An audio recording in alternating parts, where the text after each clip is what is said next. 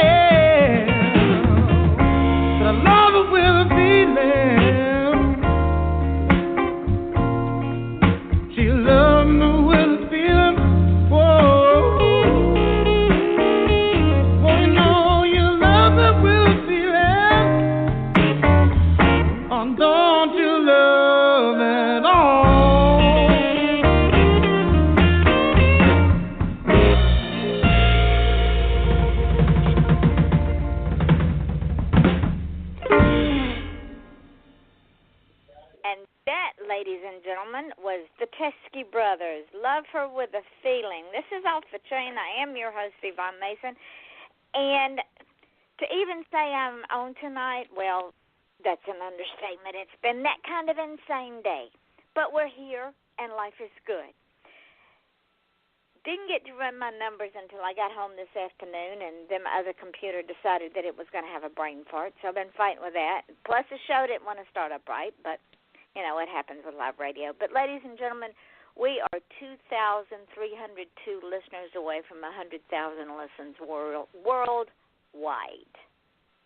We are at 97,698 listeners. That's all the podcasts plus the show. The show is sitting at 78,668 listens in over 70 countries.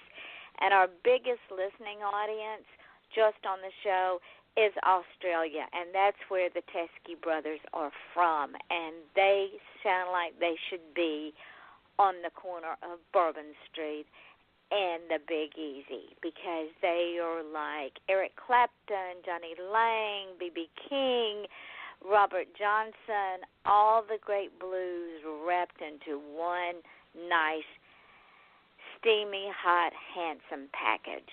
And so the song that I played tonight fits very well with my guest, who I absolutely adore. She's one of the most amazing women I've ever had the pleasure and honor of calling a friend. She's totally insane, just like I am, which makes it all the more better. And she writes hot, steamy, sexy romance with hot, steamy, sexy men. Her name is Maggie Adams, and she is an Amazon best-selling romance author. Her first book in the Tempered Still series, Whistling Dixie, debuted in Amazon's Top 100 for Women's Fiction Humor on November 2014. Since then, Maggie has consistently made the Amazon bestseller 5-star list with her Tempered Still series. Her series has launched the tiny town of Grafton, Illinois, into international recognition with sales in Mexico, Ireland, Scotland, yes, ladies and gentlemen, Australia, and the UK. She also writes erotica, the Lustful Trilogy, paranormal romance, the Leather series. Now, see, to me that sounds like erotica, but anyway, young adult romance, hot mess sisterhood, which is what I am tonight, and women's fiction, Minx. So look for these next year. Hey, honey, how are you? Hi, doll. I am so good. It's so good to hear your voice again. It's been a while. It has. It's been too long, way, way too long. I know. I miss your hugs. Well, I miss yours. Are you coming in June? I am. I wouldn't miss it for the world. Well, I'm going to be there. In fact, that's where I was today. I was up in Cocoa at the International Palms because we are getting ready to have an event there in February. My husband is a JCI senator, and if you know what the JCs are, the senators are, after they age out of JCs, if they're good, behave themselves, or do something marvelous, they get to become a senator. And my husband helped found the Florida Senators. So in February, we're going to have a meeting there. But what's going to happen, and the reason I had to go up there, is we are going to have a fashion show. But this is right up your alley. It is a drag queen fashion show. Oh, I love it. All of our men, and we've done this before, and it was such a hit, we're going to do it again, and all the money that we make is going towards our scholarship foundation, to a named scholarship for a friend of mine who died several years ago, to the Doug White scholarship. And so we had to go up there and see where we could, the room, and I told them what I needed and just get a lay of the land, because they put us at a different place. And the whole time I'm thinking Maggie would see a story in this. You never know. I may just pick your brain after the event and set something up. Oh, honey, you would absolutely. We're going to have 6 categories this year. We're going to have business attire, sportswear, lingerie, formal, international, and wedding. Oh. And we're opening it to all of the people in the hotel, guests, employees alike, as well as our senators. So, oh my goodness, that is going to be a riot. So for $10, you can be entertained. Plus, we're going to have a cash bar and horse ovaries. So for $10, you can be entertained and buy your booze and some hors d'oeuvres and have a fun 4 hours in one night. Oh, that sounds wonderful. That is a really good way to make, money and have fun and and just do it all for for your charitable organization. I think it's wonderful. Well, yeah, no, the best part, Absolutely. the event coordinator. There's two of them, a male and a female. Well, the male's going to today he volunteered to be one of our models. Oh my goodness! It's going to be a hoot, and I'm going to MC it, so you know it's going to be fun. Absolutely! What a great idea! Oh my goodness! So we don't have a whole lot of that in the Midwest. Well, you need to have it. Well, at least not that I know of. Well, I don't know what they're doing in the cornfield, but you need to start it, because I'm going to tell you what, you would absolutely love it. It would be such a hoot to put this on. But enough about our drag queen review. Of course, the men don't say no to me; they know better. I'll just hack something else. There you go. So let's talk about you, Miss Maggie. That's one of my favorite names. I always wanted to name one of my daughters Maggie May. The Rod Stewart song. Oh yes, that's what I got called most of the time growing up, Maggie May. That was my nickname. It's a beautiful name. So let's talk about growing up. How'd you get here? How did you get from little Maggie May to big Lustful Trilogy, the Leather series? Okay, not to be a kind of a downer, but my childhood wasn't all that great.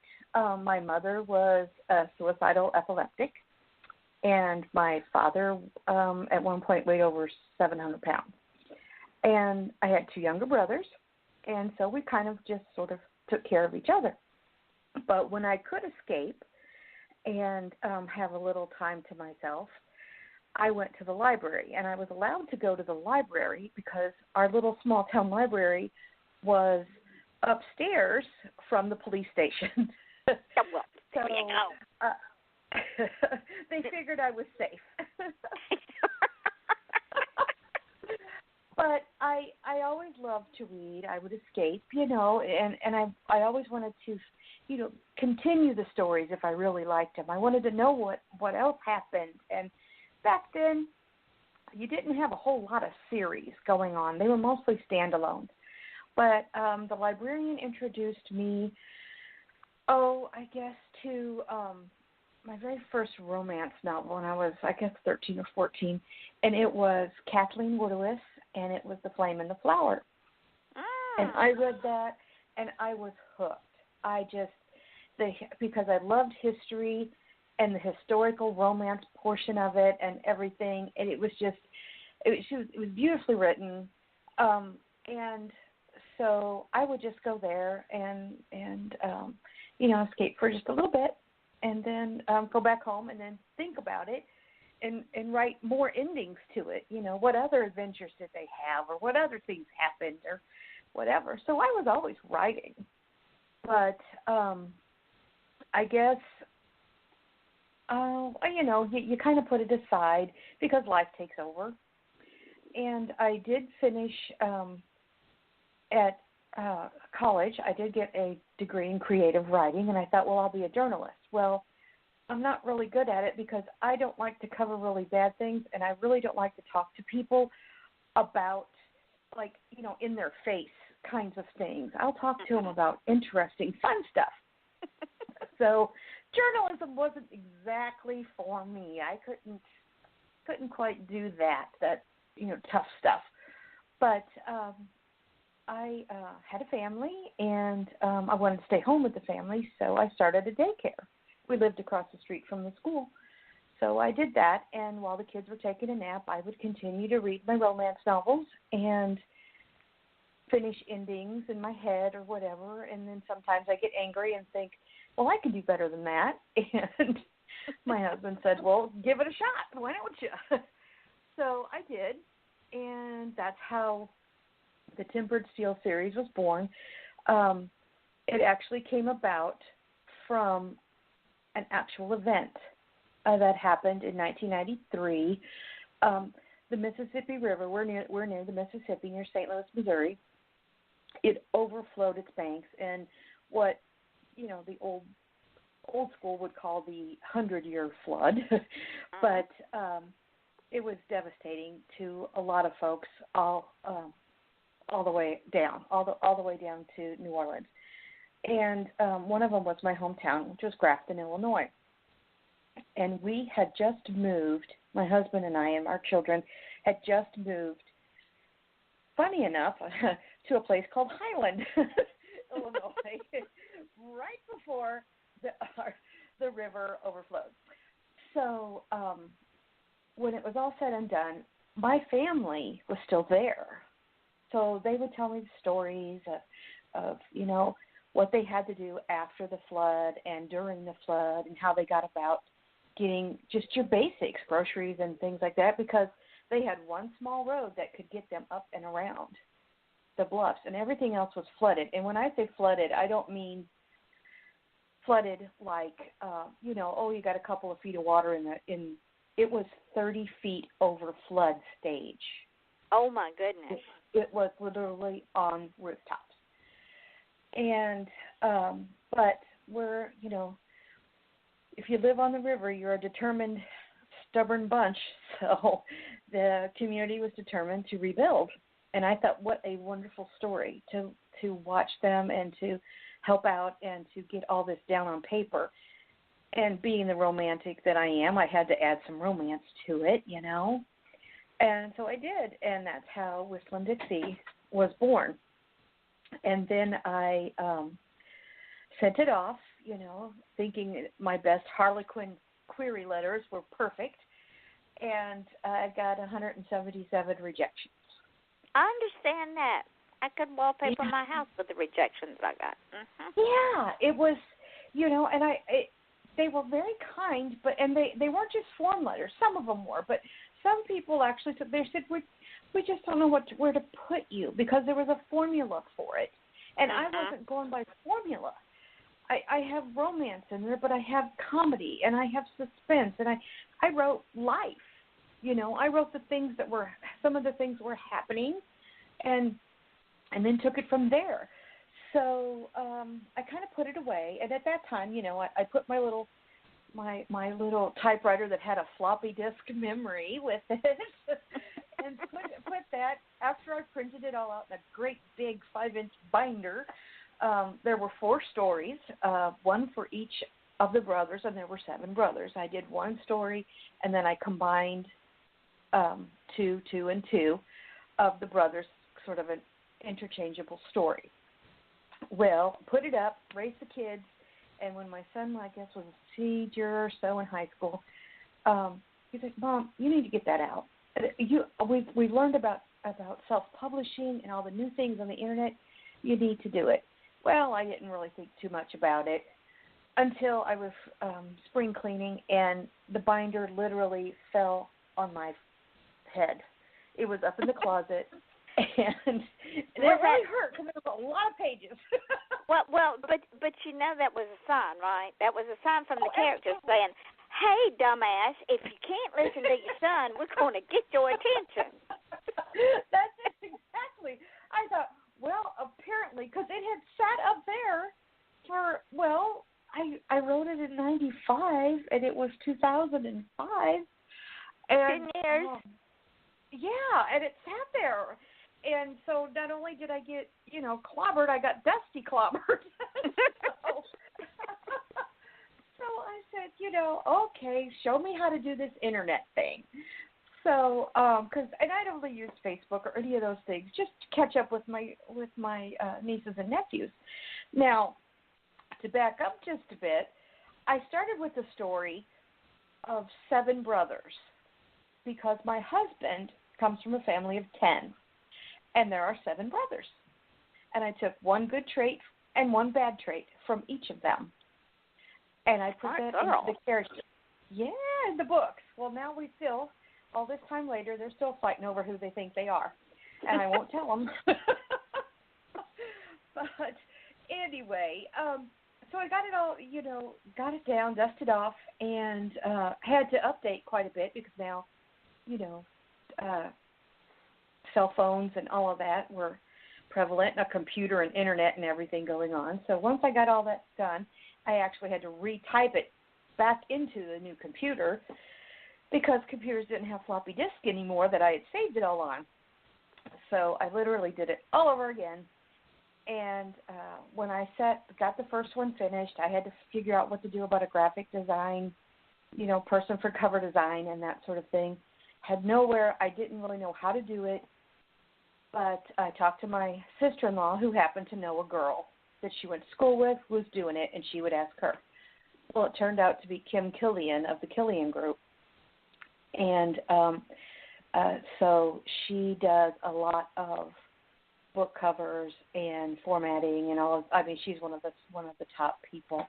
Her group is in the country that does all this, and she's done bestsellers and everything. And so I was really honored that she thought enough of my book to give me a chance, because she said, I have to read it first, and then I'll let you know. So she did, and then that's how Whistling Dixie was born, and she asked about the photo, and she said, do you want a stock photo or what do you want? And I'm like, well, I have this photo of my daughter's engagement, which really fits. And she said, send it to me.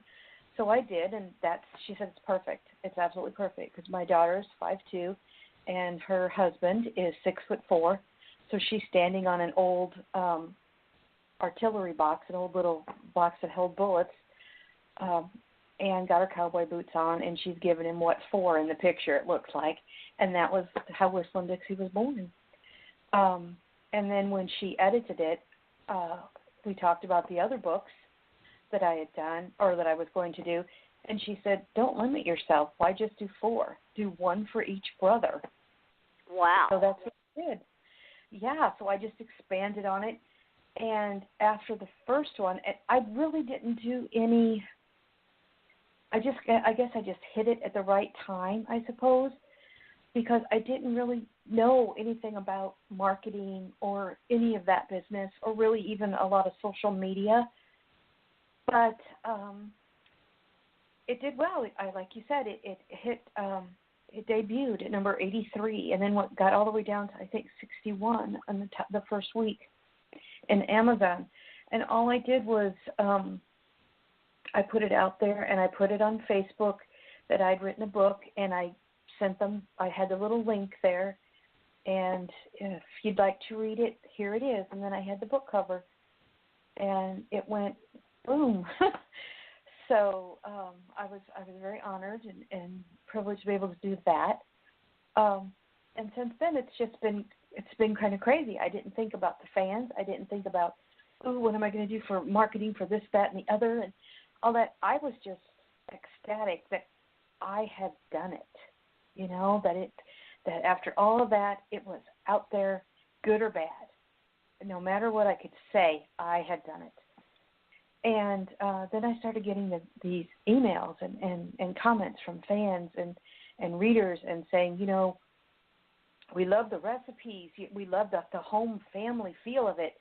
Even though it's a sexy romance book, they always go back to their parents, and they sit down for a Sunday dinner. And the editor had talked to me about putting in a little recipe at the end of it, because she said, that's a cute little idea for the small town romance. So I did, and then they asked for more. The readers asked, well, what is Mama Jenny cooking in Leather and Lace? And could you send me that recipe or whatever? So I promised that I would do a cookbook, because Mama Jenny talks about doing a cookbook in the first book in Whistling Dixie, and gathering up old recipes to sell at the general store at their little orchard farm. And the proceeds were going to go to help rebuild the town. So that was some of the little things that were actually happening in Grafton, or that had happened in Grafton at the time, bake sales and all sorts of little things, to just gather up some money to try and get funding to keep those old buildings built of limestone and everything there, and not have to demolish them, try to find ways. So it's bigger. Grafton itself is bigger and better than ever, and you'll find all sorts of places, if you go there, you'll find all sorts of things that are in the books. You know, I tried to keep it that you could picture the actual town in your mind, and a lot of the things are still there that I write about in the book. So that's kind of how I did it. When you made up your mind to put it out there, and I understand that feeling, because I started my first book back in the 90s, and I finally was able to publish it like you in 2007. And that feeling of putting something out there, and good, bad, or indifferent, it's such a feeling of accomplishment. Yes, it really is. And, you know, everybody says, well, does it ever go away? You know, you've got so many books under your belt, and I'm like, no, not at all. I mean, I just put out the cookbook, and all I could think of was, how weird is this that I'm a romance writer, and I even write erotica, and I'm putting out a down-home cookbook. But I understand what the fans were saying. They were so connected to the characters and everything. How could I not? You know, give them what they wanted in that regard? And it was fun. I had a couple of author friends with me who did it, who contributed some things, and it was just a really, you know, fun little thing. And I added some short stories about the boys growing up. So it's all done in the mama's voice and everything. And I had a good time with it. And it's not my usual style at all, but I enjoyed it. So, and come what may, I don't know whether it will do well or not. It was just released. So I'm still hoping that, you know, I did something a little different with it, in that because it was so close to Christmas, I put a little form on my website, or I'm sorry, on my Facebook and my website, that you can get a signed copy from me, because I had to actually, I wanted it spiral bound, and I wanted it to look like the old church, you know, cookbooks that they had. And Amazon doesn't do that. So I had to find another printing company that would do that for me. So I did. Well, then that means that, you know, I had to buy them all first and then go out that way. So I thought, well, if I've got to buy them anyway, why don't I just sign them? So if so if they want to, you know, I just put up a little Google form that people can fill out. It's on my Facebook page, that if they'd like one for a Christmas present or something like that, fill out the little form, and I'll send you a little invoice through PayPal, and you can have a signed Maggie Adams cookbook for your mom or your dad or whoever cooks in your life, you know. And it was just something fun to do.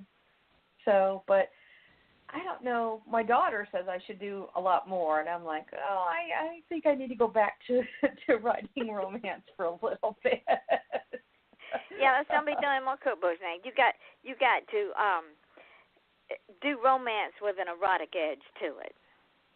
I do. I really kind of do, and it's funny because, you know, I ran a daycare, and people are like, well, why won't you do children's books? And now you know, you have so much you can glean from all of that and everything. And I'm like, but I want to do something adult. You know? I deal with children all day. I don't want to be doing with children in my dreams. No, thank you. Exactly. You know, I mean, now I have a granddaughter now, and her big kick is Disney's Sophia.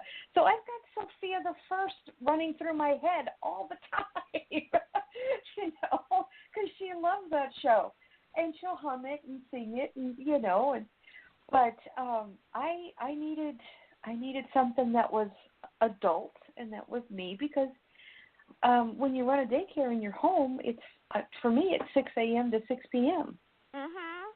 And so, and I try writing children's books, but I don't think on that level. I don't think I ever did. Well, I'm pretty immature, so I may. Hey, there ain't nothing immature about you. I'm going to tell you. Nope. I do get up to some shenanigans, I will say. You and Taylor Dalton. I'm going to tell you. You and Taylor. Right. Mm-hmm. Well, my husband likes to laughingly say I'm a walking, talking I Love Lucy sitcom, and it's probably true.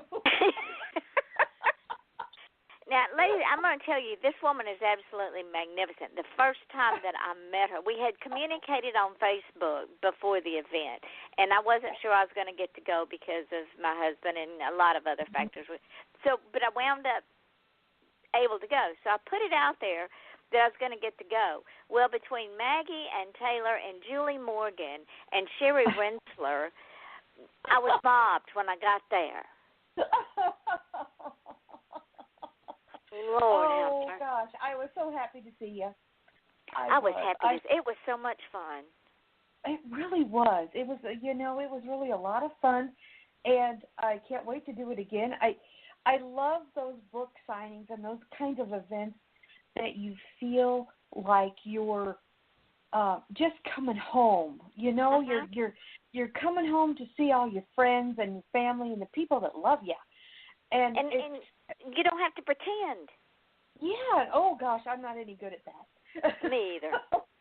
Yeah, people either take me as I am or they don't take me, and if they don't take me, oh well, they're lost. That's right. That's it exactly. And it's different when you're out there because a lot of people, I have a very outgoing personality. I think because of with my childhood being so crazy, I tried not to draw attention to myself. And then when all that was over, and it was almost like I don't know what sound poetic, it's like the flower blooming, but I found myself. I found my real personality, and boy, is it nothing like I was growing up. The real you emerged. It was like a butterfly out of her cocoon. Yeah, it was so very different. And, when I had seen some friends that I hadn't seen in years through high school, and they're like, you are so different. And you write this stuff. Maggie, we would have never thought. But see, that brings me to a point that I had written down that moments in our life, things that happen to us, they're defining moments, but they don't have to define us. Exactly. That's it exactly. I knew when I was very, very, I don't want to say organized, but I knew exactly what I wanted any child that I brought into the world to be and to have and all that. I'm not talking about their personalities that I was, overly, I wasn't overly strict or anything. As a matter of fact, my daughter laughingly says that she was the only adult in our family. The only adult in the room. But I knew that there were things that from my childhood that I wanted to make sure were not a part of hers and not a part of my son's. And so I was very careful to give them experiences that would enrich them, and so that they could have that opportunity to reach their full potential through education and a variety of not just school education, but education in going places and doing things, even if it was something as simple as going to the library, And I was always honest with them about all of that.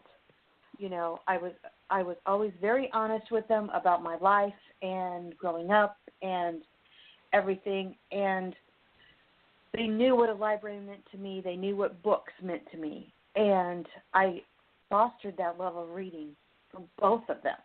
Although I will say my son has never read any of my books. Boy, he's missing a lot. He could get a few pointers, Mom. Well, it's kind of funny that you say that because he hasn't read them, but his wife, who she's now his wife, has, his girlfriend at the time, and we went to one of his friends got married, and we were there at the reception, and I had all these college boys coming up going, Ms. Adams, would you mind, it was either, could I be one of your cover models?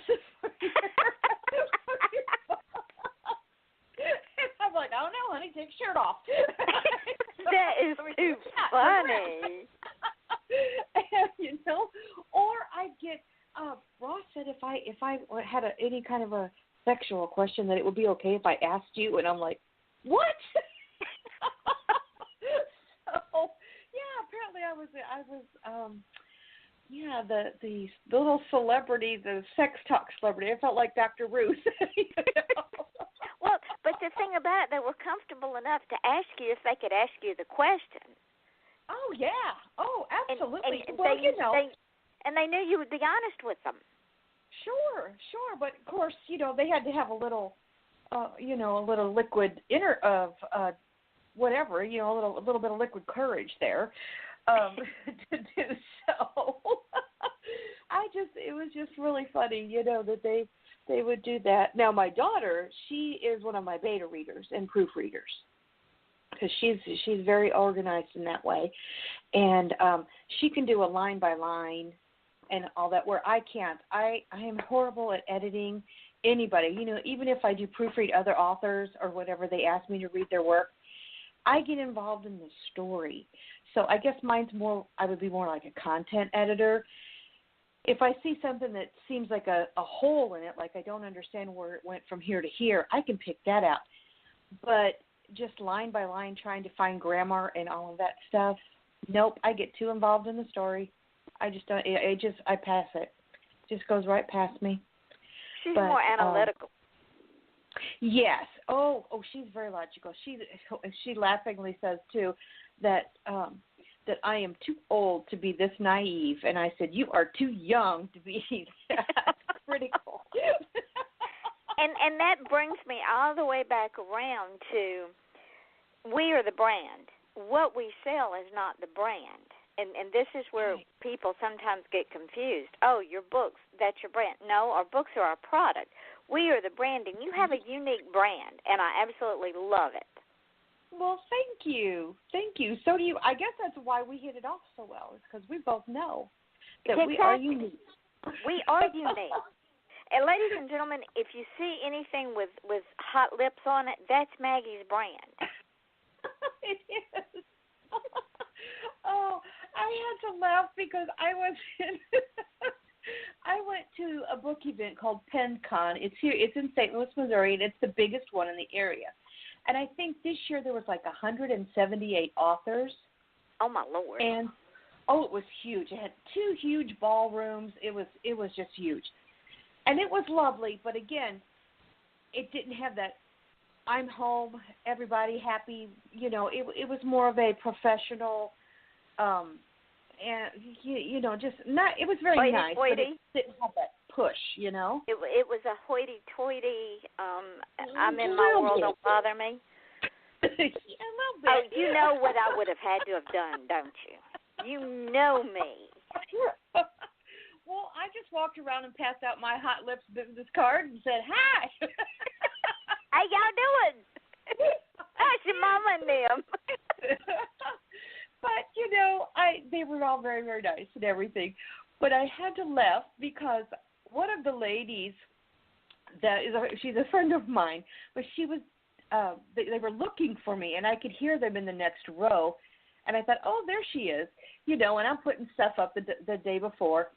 And she comes around, and I hear her say, now, she's this little woman, but she's got this wild, bright red hair, and you can't miss her. Her banner has these giant pink lips on it.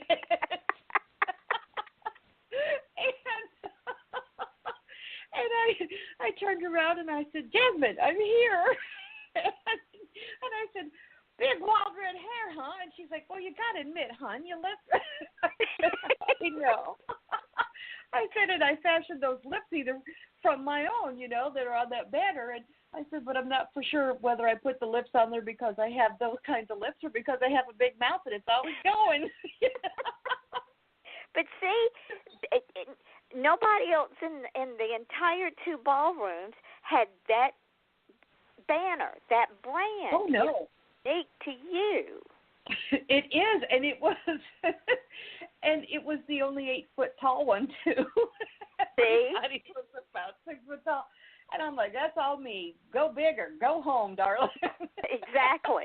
If you're not going to go big, why are you wasting my time? Absolutely, absolutely. Don't run with the herd. Run ahead of the herd. Absolutely. Oh, absolutely. You got to, and that was one of the. The things that I thought of with all of my heroines. It's like these women are strong women. Tempered Steel isn't about the men, even though, they're pretty hot. Yeah, well. But it's about the women. They're the ones that lifted those men to the next level and helped them accomplish the stuff that they needed to get done. They were their strength. And that, my dear, is where women in today's upside-down world have screwed up because they have forgotten they are the glue that holds it together. They are the backbone of these men. They are the ones that lift them up higher. They don't have to be naked feminists standing on a street corner protesting because they want to be like men. They're already stronger than men. Mhm. I absolutely agree. I think it's a shame what we have lost because I think everybody seems to be in sort of a cloud, in sort of a fog, I guess. Because men don't know whether to open a door. Men don't know whether. Right. And then you've got this next generation of men that are raised up, and they're really unsure as to how to treat a woman because now everything is politically correct. Everything can be taken the wrong way. How can you say you look nice today if you think you're going to be? It's a tone of sexual harassment, and goodness knows with everything going on, that's not what I'm talking about in that regard. Exactly. But you just don't know, and that was what I told my son. I said, then you do what you know in your heart is right. If women, I tell him, women have emotionally and mentally castrated men. Oh my gosh, yes, they have. And yet they yearn, and I absolutely know this because it's my book sales. Mm-hmm. They yearn for that man, a real man.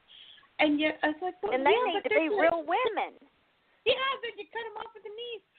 Oh, and I just feel, when I go to these book events and everything, I try. Well, you saw me there. I'm just flamboyant as can be, but I try to do. I don't wear, sweats and tennis shoes and sweatshirts and just don't care and all that. And that's fine if you're not one of those, if you're not that kind of a girly girl. But I'm a girly girl, and I like being a girly girl, and I think it has absolutely nothing to do with how smart I am or how capable I am, whether or not I want to wear a dress or whether or not I want to wear heels. Because as Ginger Rogers said, she did everything that Fred Astaire did, and she did it backwards and in heels. And that's the way I look at it. I like to look pretty. I like to look and have all of these nice things. But it seems like it's been kind of frowned upon and looked down upon if you do. Well, you know what? You and I are just going to keep doing it because I'm like you. I like my boots. I like my heeled boots. I like being dressed, and I like being complimented. I like the door being opened for me. I like being told I do too. I like for men to be men. I don't want the men around me to be women. If I wanted that, I'd be around women. Exactly. Exactly. And I think it's kind of sad. And I am absolutely not talking about, business and the glass ceiling or any of that kind of stuff. I think you can do all of that. Oh, absolutely. You can push boundaries. You can argue with the best of them. You can just, eviscerate them in print. And you don't. And if you are in the workplace, if you're a woman in the workplace, and you're behind a closed door in a meeting with your boss who happens to be a male, and y'all have a disagreement, when you leave that room, leave that disagreement in that room. Absolutely.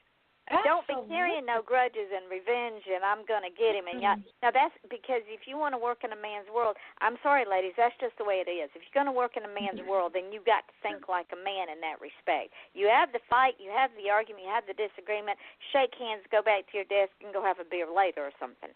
You don't do what some of these women are doing. Exactly. I don't understand. It's just so many of them.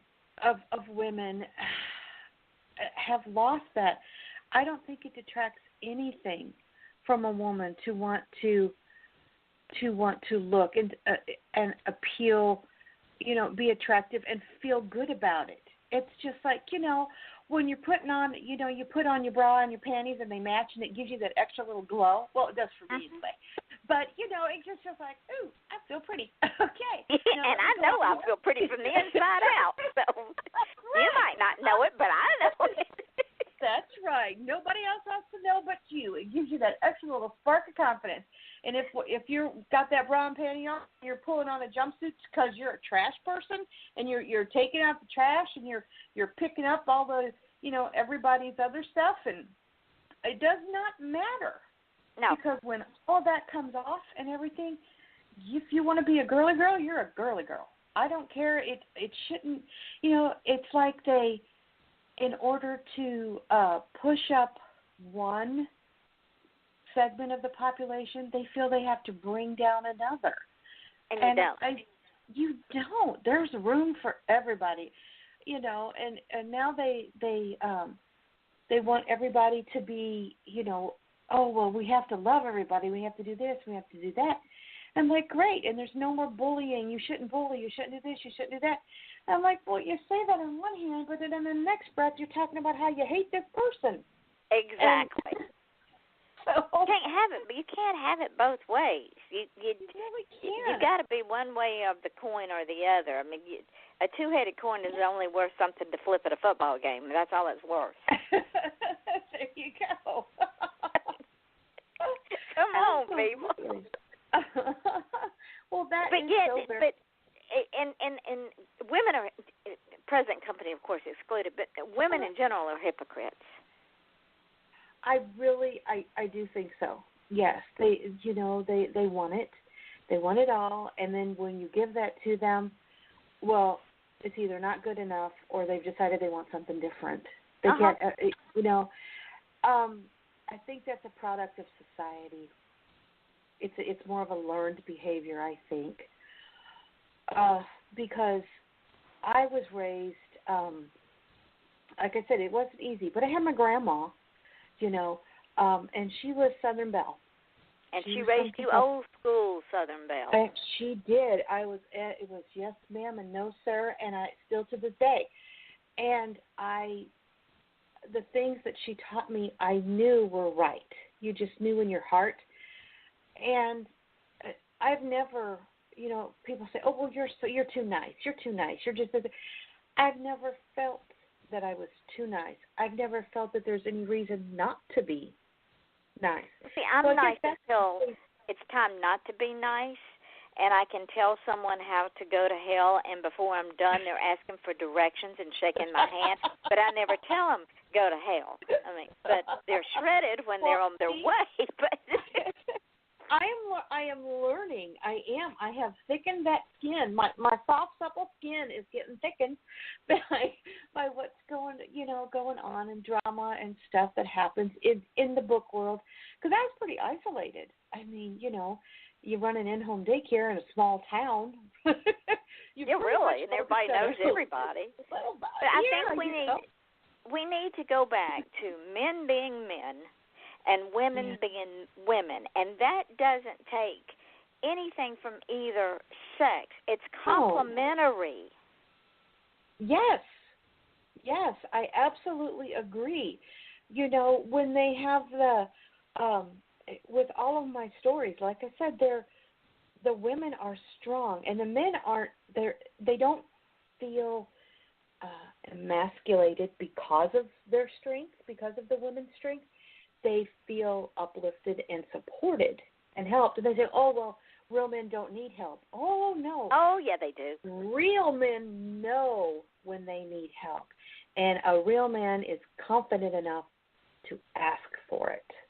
And not only that, but they understand that woman is not trying to overrun them, but she is trying to encourage him. Because, ladies and gentlemen, whether you know it or not, now, I hope you're all sitting down for this, and Maggie will back me up on this. Men have very fragile egos. Oh, my, yes. Every man I know has a very fragile ego, but they cover it up. Oh, sure. There's a little boy inside every tough guy. Yep. Absolutely.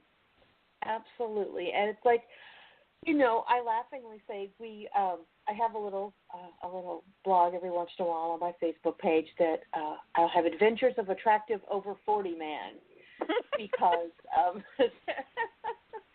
that name was given to my husband when my daughter was in dance class. He came, she had dance class, and then the moms would get together right after, and we would learn some little dance moves and things like that, just to be silly. And the ballet teacher insisted that she was going to teach us, that we had to at least perform at the recital. So, oh Lord, but it was just, it was just all in fun. But yes, I was a devil in a blue dress. So. Perfect for you, just perfect. Just perfect. But he came in one day, and they were like, "That's your husband?" I said, "Yeah." Well, good God, Maggie, you didn't tell us he was good looking. She's like, "We have regular husbands. He's an attractive man." And I'm like, "I know." I'm thinking, what am I, chopped liver here, lady? I'm a little sweaty from working out with this dancing, but come on. So now we laughingly would call him Attractive Over 40 Man. So. Oh, that is too funny. Oh, my Lord. So okay. We have these little adventures. Yes. We're fixing to run out of room. We're fixing to run out of time. Jeez, I can't even talk anymore. Lord help me. Got me all hot and bothered. Anywho, before we run out of room and time, I want you to come back. Oh, absolutely. I'd love to chat again. You want to come back in May? Oh, sure. By May, I should have the paranormal out. Yeah. Ooh, okay. All right, May. Mm-hmm. All right. I'll send you a date. And before things get crazy, don't hang up when the show goes offline, because I got a couple of things to tell you. Okay. But tell the folks where you can be found, the name of your books again, where they can be found, and what's coming out. Okay. Well, you can find me at MaggieAdamsBooks.com. I have my own little website. And you can also find me on Facebook, Maggie Adams Books. I'm on Twitter, author Maggie Adams, and I'm on Instagram. I mean, I'm just about everywhere. I'm even on Tumblr. I'm Adventures of an Erotic Romance Author. I'm on Tumblr too. You need to hook up with me on that. Yes, and then we have, now it's kind of racy, but now, and I am on Pinterest. I mean, I'm just all over the place. I am on BookBob, everywhere. You can just find me just about anywhere. All my books are on Amazon and Barnes & Noble. You can find them on iBooks, Google Plus, Google Play. Well, just about anywhere. You hook in Maggie Adams, and you'll you'll be able to find it. If it's book-related, you'll be able to find it. But it's the Tempered Steel series. And actually, if you would like to get involved in that just a little bit, and my very first book was from Dixie that started it all, is actually free on e-reader if you go to Amazon and just about any of the other sites. Because I wanted to introduce everybody to the people of Grafton. And no, ladies and gentlemen, you can't go now. You got to wait till the show's over. So just sit tight for a minute. That's right. Trust these people. You got to wait, because I do wish that I could at least show you what my ending is on one of my takeovers, because it's this old classic VW Beetlebug, and it's kind of a fleshy pink colored, like a little pink bottom, and it's got a lace thong on the back of it. I've seen that. It's hysterical. And I said, I saw that picture. I'm like, that is me. Yes, ladies and gentlemen, she's coming back. And what will happen? You will become a regular on the show, and you'll get a following on the show as well. Oh, that would be just wonderful, because, the more people that want to stalk me, they sure can, because obviously I love to chat. And she's a hoot. On the phone or typing away. And she is going to be with me in Cocoa Beach the weekend of June 3rd at the International Palms Hotel at the Space Coast Lovers book event. So if you're in Cocoa Beach or in Melbourne or around in that area, come see us, because we'll be having all kinds of events going on. But the book sales on that. Yeah. Absolutely. We'll have fun. Now, tomorrow night, ladies, she'll be there with her lips. Tomorrow night, book YouTuber Elizabeth Heeb will be with us. That should be fun. And then Saturday night at 8 o'clock Eastern Standard Time, country singer Daniel Paul Band will be with us, and I do have some of his music. And then next week we got a whole new lineup, but I want everybody to put this on their calendars. December the 11th, which is a Monday night. This is a special show at 9 o'clock Eastern Standard Time. Maggie, you want to put this on your calendar. At 9 o'clock on December the 11th at 9 o'clock Eastern Standard Time, best-selling author James Swain will be my guest. Wow, that is fabulous. Isn't that fabulous? Absolutely. So, ladies and gentlemen, put that on your calendar so that you can listen to James Swain. He's one of my all-time favorite authors. And if you want to advertise on the show, you aren't really comfortable coming on the show, I get that. But if you want your work out there, ladies and gentlemen, we're almost 100,000 listeners. Who wouldn't want to get their brand out there? Go to advertisecast.com and look up Off the Chain. That is my site. All of my prices are so reasonable, you're going to think you stole it. Advertise on this show, ladies and gentlemen. I'm telling you, 70 countries, almost 100,000 listeners. You get, for an entire month, I will do your advertisement for you. And I do an average of 4 shows a week. That's 16 shows a month. You can't get that kind of advertising for under $1,000. I'm only charging at most $100. Wow. So that's fabulous. Yes, and it can be an audio. You can send it to me and I'll read it. But you will get your money's worth. Trust me, you will get your money's worth. So go to advertisecast.com and in the search engine look up Off the Chain and look at my pricing. You won't regret it. So there are a few things I say at the end of the show. I know Maggie's heard them. The difference between who you are today and who you want to be tomorrow, that's what you do today. So if you want to change the person that you're going to be tomorrow, then you need to get busy changing what you do to change that. And if you want to achieve greatness, ladies and gentlemen, do not ask permission, because Maggie and I both will tell you they ain't going to give it to you. Nope. You just got to go out and grab it, right, Maggie? That's absolutely right. It is better to ask forgiveness than permission. Absolutely, and just go grab it. Your smile is your logo. your personality is your business card, and how you leave others feeling after having had that experience with you. Ladies and gentlemen, that is your trademark. Absolutely. I hope they had a good time tonight. I'm sure they did. So this is Maggie Adams and me saying good night. Good night. Now we are off the air, but all of this will go up into the archive show. But what I wanted to tell you is this show goes up on podcast.com, Podcast Garden, Mixcloud, SoundCloud, and Spreaker. I will put them up on those 5 podcasts tomorrow, and then I'll put the link up and tag you in the link. Oh, perfect.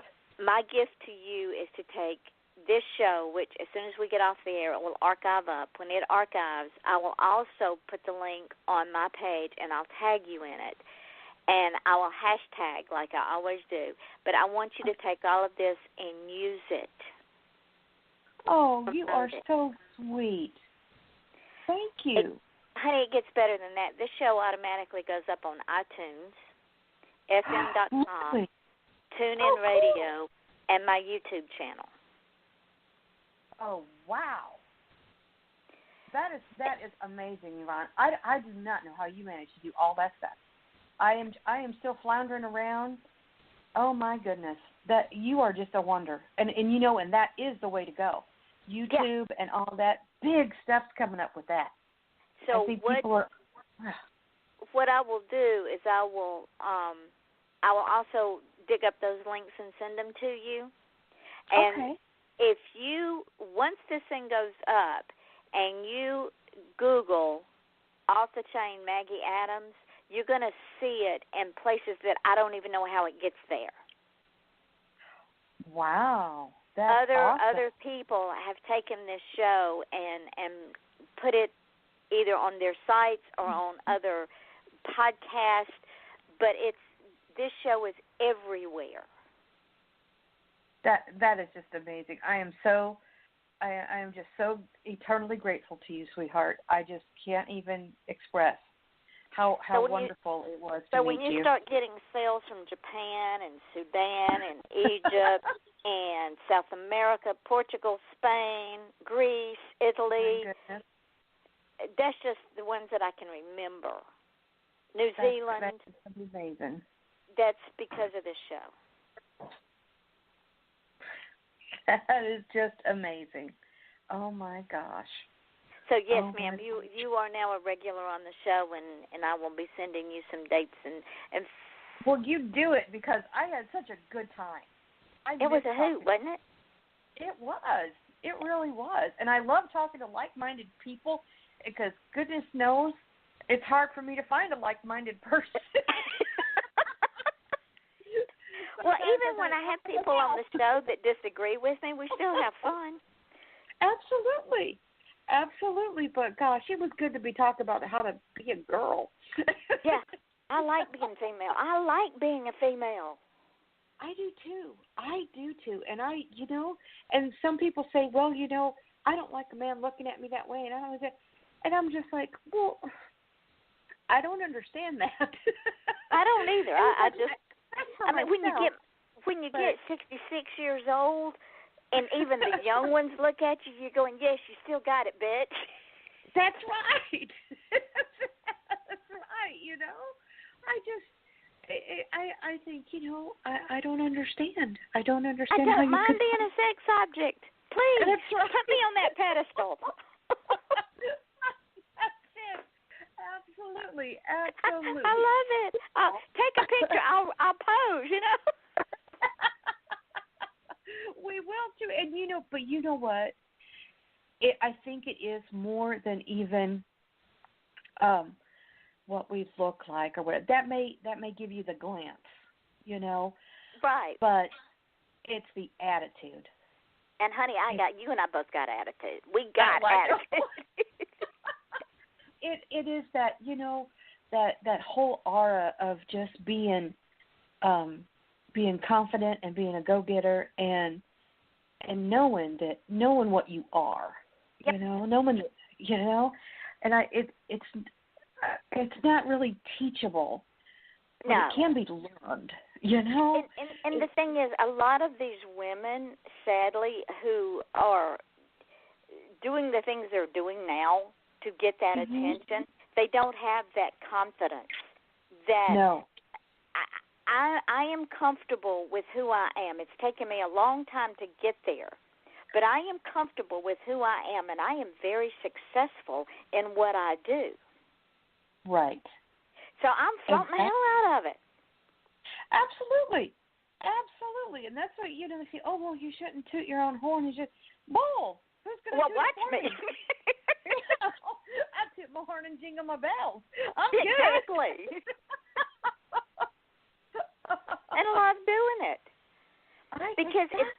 Because if you wait for somebody else to do it, that's like asking permission for greatness. Absolutely. I totally agree. You know, given what I know now, if I would have really done this 10 years ago, you know, really gotten into it, and as the internet was going up, I really have no doubt. But I held myself back because I didn't have that confidence. It took me a while. Every step I had, every journey I made in my life has led me up to this. Absolutely. And it just wasn't the right time. I still needed to learn some things. Before I had kids, you wouldn't hear a peep out of me. And for a long time, if it wasn't me, if it affected me, I didn't say. But if it affected my kids, oh boy, I was right there. And I got to the point where if you can do that for others, you can do that for your children.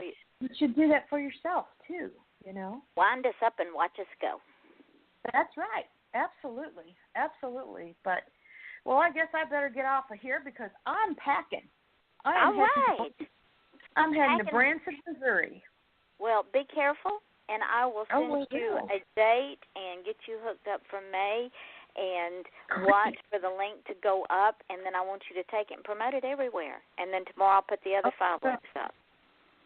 I will. Did you know that there was another podcast that Hanging with the Web folks that were down there at Space Coast? Yeah. They had yours up there today. Yeah, we have an agreement. Oh, cool. We cross-promote. He's been on my show several times. He's a funny guy.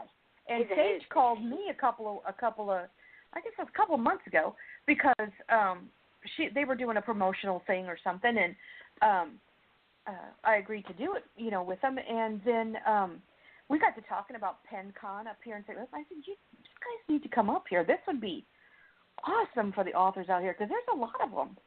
You know, like I said, we had like over, I think it was 178, and we did over 1,000 people came through those doors. See? I mean, it was unbelievable. Unbelievable. It was packed the whole time. At one point, I was 8 deep in people. Excellent. Yeah, absolutely. Absolutely. But, oh, goodness, I got to get my packing done. All right, go get your packing done, darling, and I'll get you set up for May. And thank you for spending an hour with me. Oh, thank you, sweetheart. And I will talk to you soon. I loved it. All right, darling. Happy holiday. All right. You too. Bye-bye. Bye-bye.